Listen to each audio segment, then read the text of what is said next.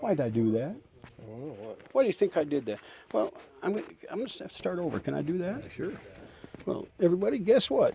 I don't know if you recognize those feet. Let's see. Ah, I bet you do recognize that. Who am I talking to? Oh, this is Larry from the hills of Tennessee. Holy moly! Well, hello, Larry. It's good to see you, man. Hey, Larry. thanks for lunch too. You brought my lunch. Larry came all the way out to Salt Lake City to see Ray Elko. And so we're showing him Ray Elko, guys. It's pretty cool. Actually, he came out to visit with some family, but what the heck? I might as well show him Ray Elko while he's here. Do you have any stores like this back there? No, Not in the big cities even? No, not even big cities. No. I wouldn't know what to do without it because I buy this kind of stuff all the time. Project boxes. Yeah.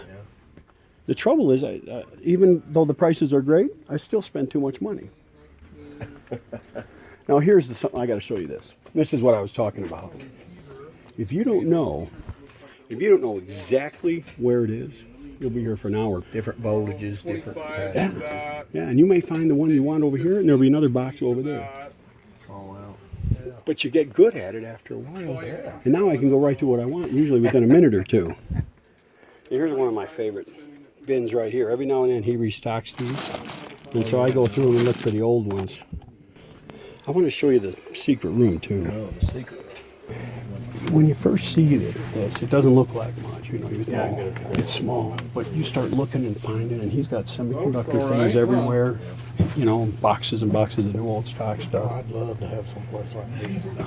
Hi, look around. Is it okay we're in here, Robert? Yeah, I always go ask for you it. first. Okay. Yeah, absolutely. We're just kind of going through a few things. I got that at the U of U surplus for about $20. The plexiglass?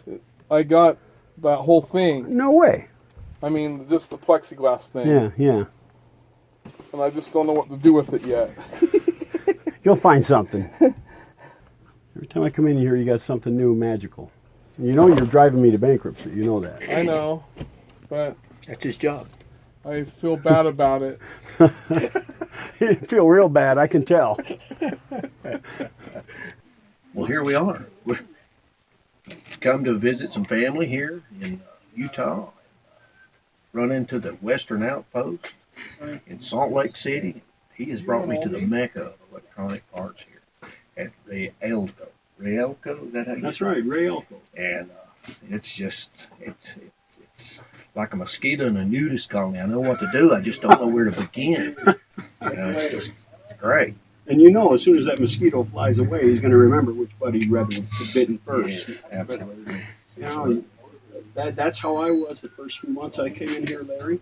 I would just walk around. I'm like, oh, I know I need stuff. But then I started opening and just letting it sort of seep in, you know, and then I would start to need things I didn't know I needed. Pretty soon I was grabbing stuff left and right. I'll watch this video and I'll look and say, I should have bought that, whatever that was back there, But I got a pretty good load going, so it's okay. What kind of stuff did you get?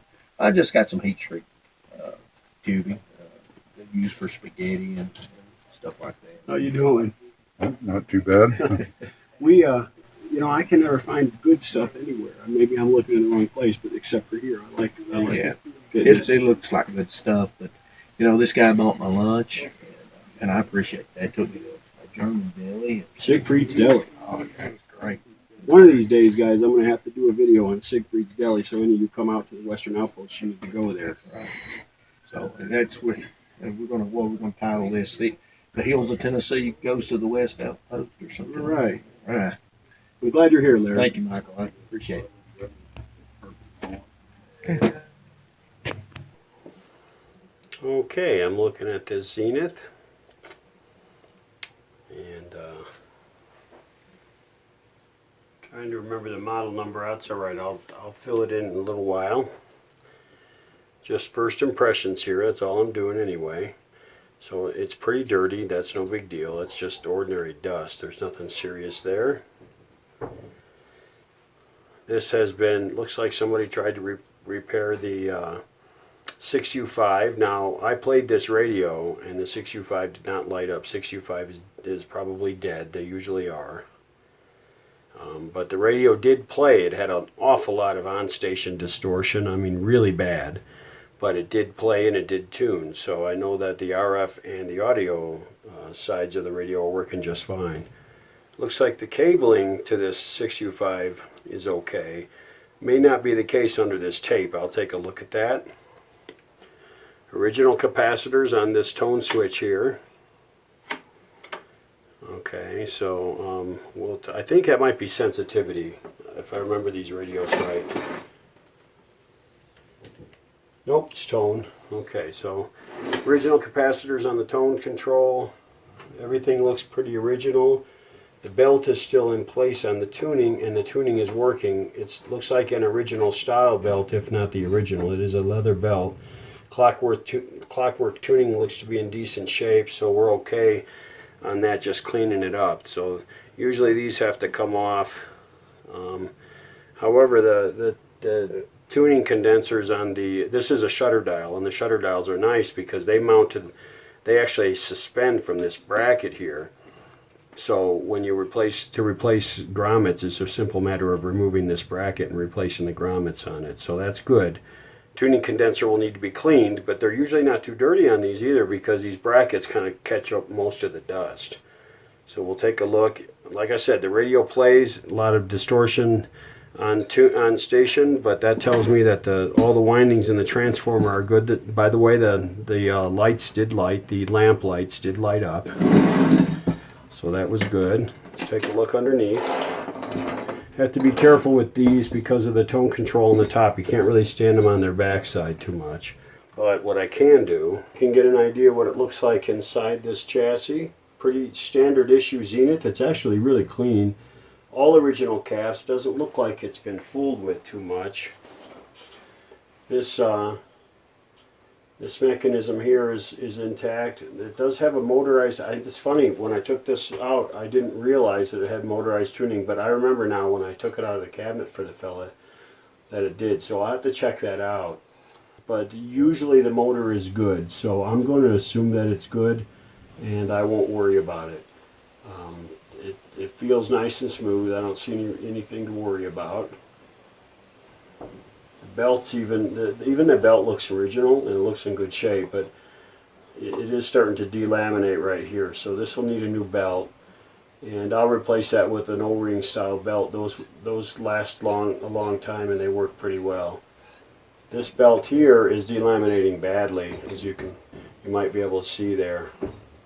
Yeah, so that's going to have to be replaced, of course. They always do. All the coils and everything are good because the radio was playing. So, the electrolytic even looks like a replacement. I don't see too many other things in here that aren't original, though. These are all Zenith capacitors. Original dog bone resistors. Usually on Zeniths, I need to replace most of the dog bones. I will check them, though, and if they're good, I'll leave them be, because if they haven't drifted by now, they're not likely to drift. This is a nice, easy chassis to work on in terms of it being open. And the wiring on this, usually Zeniths adjust pre-war have the cracked insulation issue, but this one does not. This is all cloth-covered wires, so I should be okay on that. There might be some rubber insulated wire in the IF cans. I'll check that out. But this radio, if I remember right, this radio is like a 37 or 38, and that's just before they started using that wire, so I think we're going to be good on that. It's actually got a pretty decent power cord. Somebody replaced it at some point. It doesn't feel stiff or anything, so I'll save them a few dollars. We'll leave the power cord alone. All in all, there's a pretty standard issue Zenith radio to do. Shouldn't be any hard thing at all. But this is before the wave magnet. And if I remember right, I'll look back at my notes. This is a 37 or 38. So, so what we have is a 1, 2, 3, 4, 5, 6, 7, 8, 9 tube radio. 1, 2, 3, 4, 5, 6, 7, 8, 9. So this will be a 9S something, and I just don't recall. And I'll fill in the blanks once I figure that out. So all in all, this would be a pretty easy radio to do. The clockwork in there looks pretty good. I don't see any reason. Let's see, let's take a look at the shutter dial. If I remember right, the shutter dial was working fine when I took it out. Yep, there we go. So that's going to be a clean and lube, no big deal. Nice and crisp, nice and smooth, no stickiness to it. I like that. I like doing these. The shutter dials don't frighten me. They're really easy to do if you know how to do them. But this one's going to be even easier because it seems to be a real nice shape. These controls feel pretty smooth. They'll need to be cleaned. There's nothing serious wrong with this radio other than it does need to be gone through, because if you play this radio for very long the way it is, or with just a couple of minor repairs, repairing only the worst things, then sooner or later, and probably sooner, lots of other stuff will start going wrong. So if I replace just the electrolytics and a few of the coupling caps that are causing that distortion, well, pretty soon other capacitors would start to fail. Other things can happen, and you know, it doesn't take long before the radio, you know, begins to sound bad again. So I'm going to recommend that we do a complete recap and then replace the resistors that will need replacing, and then we'll move forward. The speaker on that Zenith is in pretty good shape too. There's really nothing wrong with it. The acoustic adapter doesn't look beat up or banged anywhere, so I don't see any issues there at all. Let's take a look at the cone, and it looks pretty good. I don't see any problems there. There's the cone, nice condition. I don't see any tears. I think this cone's going to work out great. By the way, the speaker sounded really good. And the cable and the connector looks good. Even the terminations into the connector look good. This won't have to be touched. I can basically put this out in the shop and leave it till it's time to test the radio for alignment. Oh, Fred, or Marty. Marty. Do you have to? You got bad breath. You stink. Lots of luppies. He stinks. Where you going? He wants to look in the camera. You're so cute. Really, Marty? Let him chew on your eyebrows. I have to go wash my face now, because he stinks. Marty's the star. Oh. Okay, boys and girls, let's go ahead and power up this radio. Now, you saw the first look that I did on this radio just a few minutes ago for you. The truth is, I actually filmed that first look about, several months ago. It was back in April of 2017. So this radio has been waiting to be worked on for some time. And this poor fella, you know, I originally told him it was going to be 6 months or so. And here I am a lot longer than 6 months, and I'm a little embarrassed, but I'm doing the best I can on him. So I'm going to go ahead and fire this up now to refresh my memory on what's going on with it. And besides, in the first peek video I didn't really turn the radio on. You didn't get to see or hear it play. And you know, lately in my videos, I kind of like having people be able to see what's going on and get a sense of where the radio is before I get to work on it. And part of that is if the radio works, you know, you get to hear it working. So I've got the radio turned on. Okay, on is this dial here all the way. I've got it on distant. Okay, there are 3 settings on this: off, on local, and on distant. So that's on. Volume is turned all the way up. Variac is on, but I haven't yet begun to increase voltage. Now, of course, our jobs are going to be the same as usual. I'm going to ask you to watch the current on this indicator right here, and I'll watch the voltage. Okay, I'll be controlling voltage with the knob over here. It's out of frame, but I've got a knob here. I'm going to control voltage and bring it up slowly. What I don't want to see is a sudden jump in current. In other words, I don't want to see this needle move quickly. Okay, that's a bad thing. And it will gradually go up as I increase voltage, of course. And then as the tubes start to conduct, it'll increase a little faster for a brief time, and then it'll settle down. But for, you know, for all intents and purposes, if you see that thing move quick, then I need you to holler at me so I can turn the voltage down right away, because I do not want to do damage to anything in this radio. And if there's a short, that's what would cause that. All right, let's move on up a little bit. Okay, current's coming up slowly. We're about 30 volts right now. Okay, we do have a light bulb down here. You can't really see it. You might be able to start to see it soon. That's lit up. This one's not lit up, but the one down there is. It's going up. The current hasn't really moved enough to alarm me. I'm at 60 volts, 70 volts, 80 volts. Now, right around 90 volts, we start hearing sound from the speaker usually. All right, let's go on up. There's 90 volts. I hear hum. It's right, right on cue, 90 volts. I'm hearing hum. Okay, so now we know that the audio circuit's working. We know that the power supply is going to need some help. And I remember mentioning in my first Peaks video that there was a lot of audio distortion. So let's take a look at that. I generally, on a radio that has not been restored, I don't go above about 100 volts. Unless I have my doubts about something and I need to check it out. So I'm going to go to 100 volts and stop. That's plenty loud enough. Now let me tune it a little bit. There we go.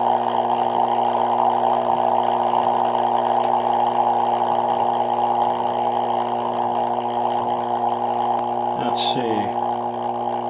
Oh, there's a problem right there. Hey, check it out. It's very dim. But the tuning eye is actually lit up. Now, it was dead before I thought it was. Maybe I had the lights on and I didn't see it. Peterson and Hood with John Ferry. Another couple minutes there on ESPN Radio and ESPN app as you get ready for the Warriors tomorrow. Now, this is going to be one of those cases where I want to increase power a little bit because I want to see if that green eye can be seen easier. 110 volts, we'll quit there, and it does get brighter. Let me see if it changes. Let's see it. Can you see that? Yep, you can. It looks brighter on the camera than it does in real life.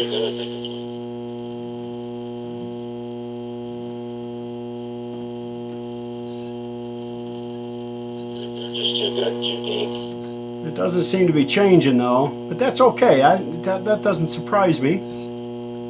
I'll test it in the tube tester, and if it works properly in the tube tester, he may not have to buy one of those. Okay, yeah, the tuning belt's pretty shot. It doesn't really want to go any farther than that, and it's real hard to turn.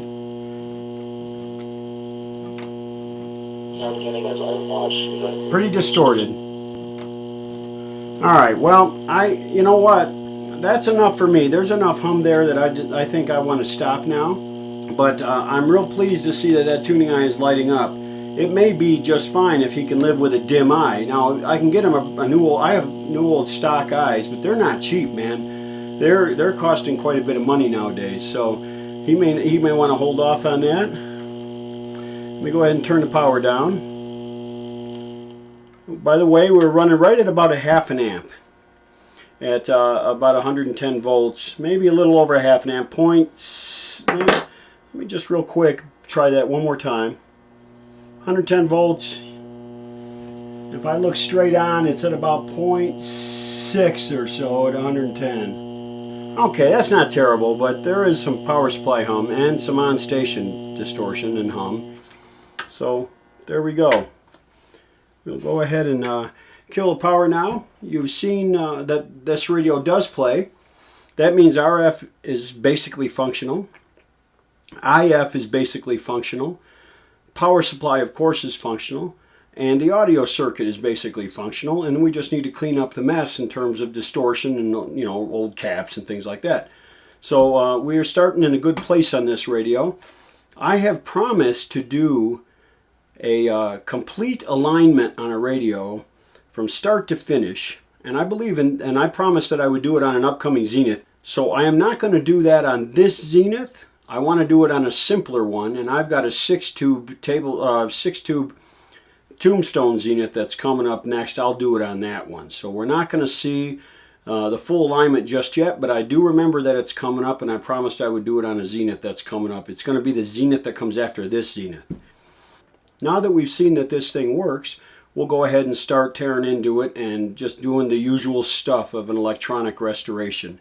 So the first thing we're going to do, of course, is tear off all the fragile stuff. Let me get set up on the bench and we'll get started on that. What are you doing, Fred? Are you sleeping in my cooler, Fred? Fred? Freddy? Are you sleeping in my cooler? Oh, yeah.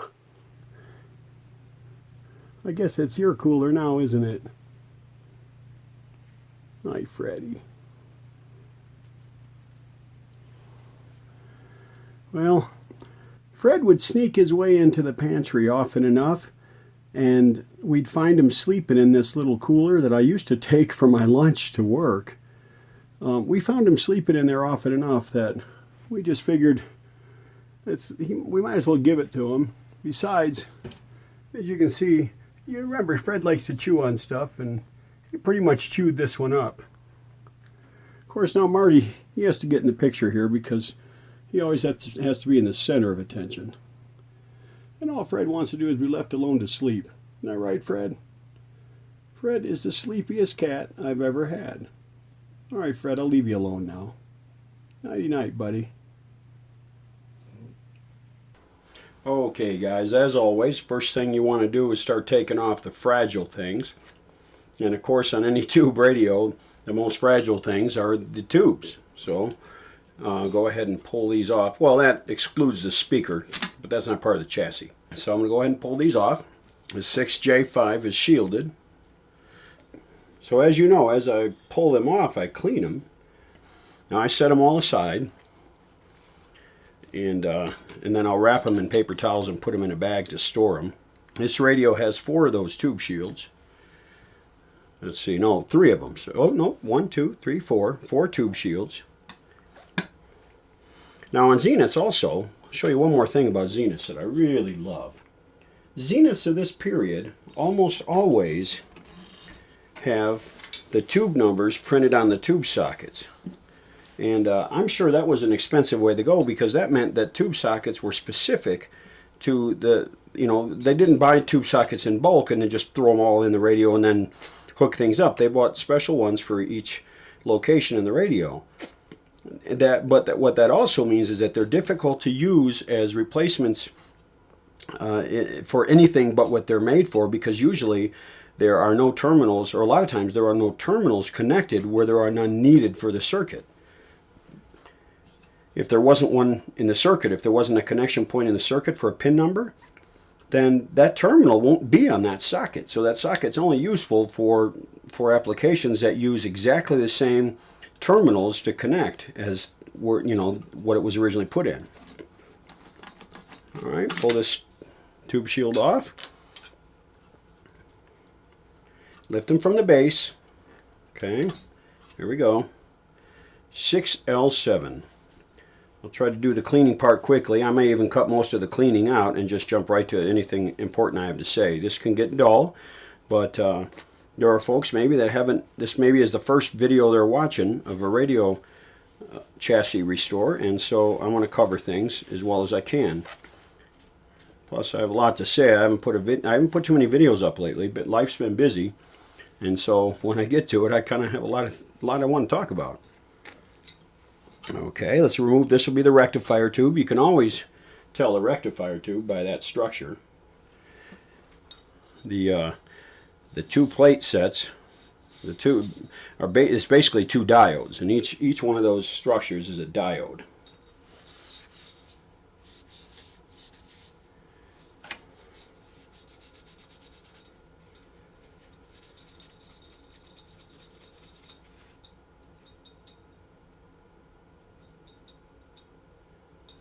Boy, I'd never heard it. It sounds like a light bulb when you tap it. I'm a little worried about that, but it was working. Yeah, there's something in there that's a little bit loose, and that kind of worries me for a rectifier tube. I might, unless you guys can give me something in the comments to tell me that's okay, I might recommend to this guy to go ahead and replace this thing, because that doesn't give me a warm and fuzzy. So listen to this. I'll do this over here. Hear that? Even when I shake it. Okay, so I'm going to ask him if he'd like to replace this thing 5Y4. It's fairly inexpensive, and if there's something loose and it shorts, it could do lots of bad things, like take out the main power transformer, which would be a bad deal. Okay, I'll go ahead and wipe off that tube shield. I neglected to do the other ones. I might as well do those now. If I get them all clean now, and when I'm ready to put them back on to fire up the radio, I won't have to clean them then, and I'll be a little more anxious at that time to get it to actually put the tubes in, and I might be tempted to not wipe them off. And you know, you want them to be clean, so do it now while you still have patience. Early in a project, people tend to have more patience. Not quite sure why. I agree with John from Arkansas, who says, you know, when you get toward the end, that's when you slow down. But it's not our natural inclination. So if I take away those things that make me want to speed up, like wiping off tubes, if I take those away and put them at the beginning, then I'm less likely to have damaging impatience when I get to the radio, when I get to that last part of doing the radio. Yikes. 6K7G. They just look so much prettier when they're clean. Wipe off the base tube, but be careful.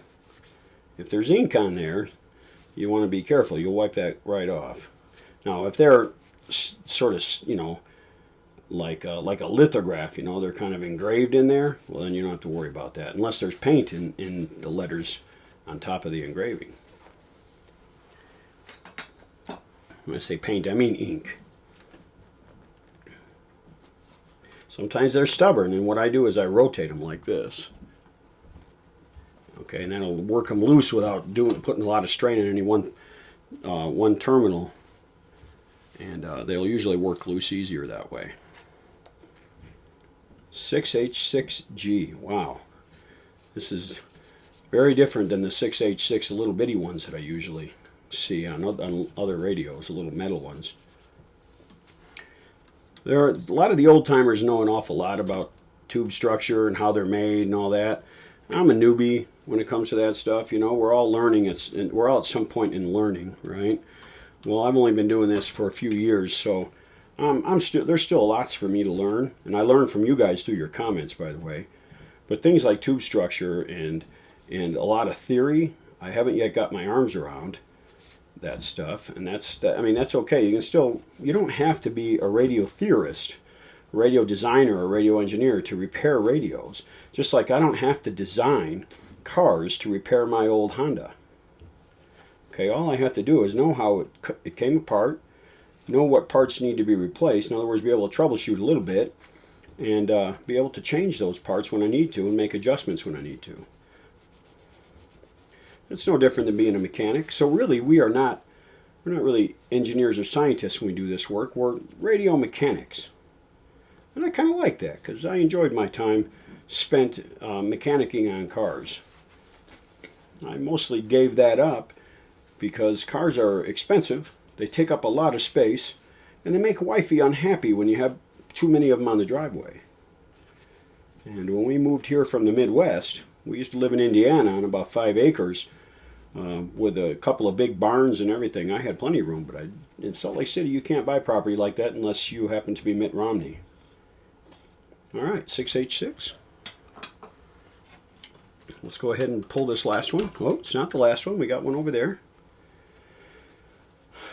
A lot of dust, but really no other kind of dirt on this other than dust, so no scary dirt, no rodents or other icky stuff like that. Not too many bugs, no grease, no wax from the transformer, nothing. This is a pretty clean radio. 6K7, another 6K7. So this is a single-ended output on this radio. I think they made a version of this chassis in push-pull. Otherwise very similar. I seem to remember working on one a couple of years ago that was just like this, only had 2 outputs and 2 rectifier tubes. But it had the motorized tuning and all that jazz. Zenith did a lot of that kind of thing, by the way. Like other radio companies, they would add tubes even when they weren't really needed, just to bring the tube count up, because that was kind of like horsepower is for cars. You know, people were attracted by the bigger the better. And then suddenly, When the transistor radio era came, the smaller the better. It was a funny thing. However, they used to put transistor count on radios too, because that was a selling point, just like tubes. Okay, so I'm going to put these tubes all in a bag. That's going to be boring, so I'll be right back. Okie dokie, guys. The last tube that I need to remove from this radio, I've gotten all the other tubes off, the ones that sat on the top of the chassis. The last tube I want to take off of here is this eye tube, and it's real easy. There's a couple different styles of clamps. This one here just has a little thumb screw right here that you take loose. Alright, you don't want to lose that. Okay, I'm sure you could use a regular screw, but you know, this is original, you don't want to lose it. Then this piece here just kind of pivots up, and you see where it connects right in here. That is what holds it on this side, so at some point it'll slide out of there. We're going to put these in a baggie before they get lost. With every radio project, I just keep a box around that I put all this stuff in. I get enough boxes from Amazon that's pretty easy to do for me. Throw that in there, and then I'll mark the box as well as all the baggies. Alright, now this eye is loose, and sometimes they're stuck down in there a little bit. You just lift it up and off of there. Okay. Now this eye was working. Remember from that power-up video, this eye was working a little bit. It wasn't very bright, but that could be the eye is tired, or it could be that for some reason it's not receiving the right voltages or whatever. So we're going to check all that out. He might be happy and save himself about 80 bucks. By the time you buy the eye and you ship it and all that, maybe even a little more than that. I haven't checked in a while. By me using this eye, and you know, cleaning it will help it too. These are such cool. Eye tubes are my favorite tubes. They're the coolest tubes in the world to look at. I also like the photo eye tubes. I think they were used in some television analyst things and I don't know, cameras, that kind of thing. Those photo eye tubes fascinate me. I don't know how they work, but they're fascinating to look at. I received a stash of tubes a couple of years ago and several new old stock ones of those in there, and really was happy about that. All right, this is a 6U5. We'll put that away. You want to take good care of this fella right here. The way I store tubes is really simple, and it's not very elegant, but it works well. As I wrap them, I take 2 of these half sheets of Viva. That's a nice soft paper towel, and I just sort of roll the tube up in it. Some of you may be familiar with doing this kind of action. All right, so I'm going to roll the tube up in it, and then I'm going to put it. I keep them all in a big baggie, all together, and that's how I store them. I am going to deal with this eye socket later, but doggone it, I am curious about what's under this tape, and I can't resist, so I want to take a look now. I hate electrical tape. This is the old stuff, by the way. That's kind of cloth. It wasn't very stretchy, but it was real sticky. And it doesn't matter old or new, I can't stand electrical tape.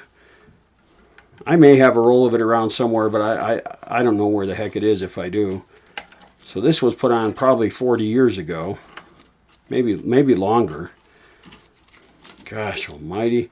There's little caps that you put on these to cover this end up. That's what you're supposed to do. They've got a socket from a 42. So the little cap, the little socket that has the can on the end of it, that I'll show you one. I'll probably sell this guy one. Is missing. He couldn't get the socket out of that thing. 'Cause if you don't know how to do it, they can be tough. And so he just threw another socket in there. But you need it to look right, because this is baloney. Now he put the 1 meg ohm resistor that's on every single eye tube sort of halfway through the wrapping on this. He started wrapping right here, and he stuck that resistor on, then he continued to mummify the whole thing by wrapping it the rest of the way. It's about how it looks right now, too, about as nice and clean as a mummy.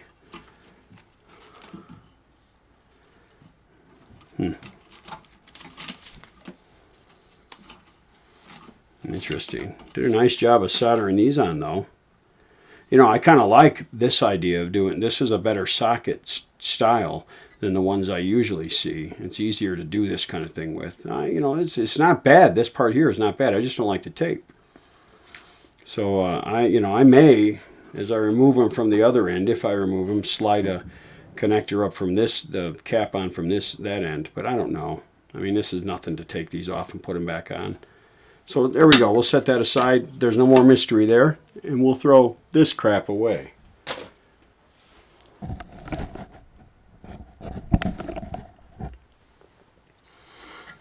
Okay, now the next fragile thing. Well, all right, guys, I have yammered on long enough. We are going to cover the next fragile thing in the next episode of this series. And you can see what we're going to be taking off of here, and we'll get to that soon. Shutter dials are kind of neat, so if you want to know how these are put together, or rather taken apart, just tune in for part 2, which will be coming soon. For now, I'm going to close her down. It's time to quit, and I'd kind of like to go upstairs and eat. So from your Western Outpost in Salt Lake City, this is Michael. That's all for now.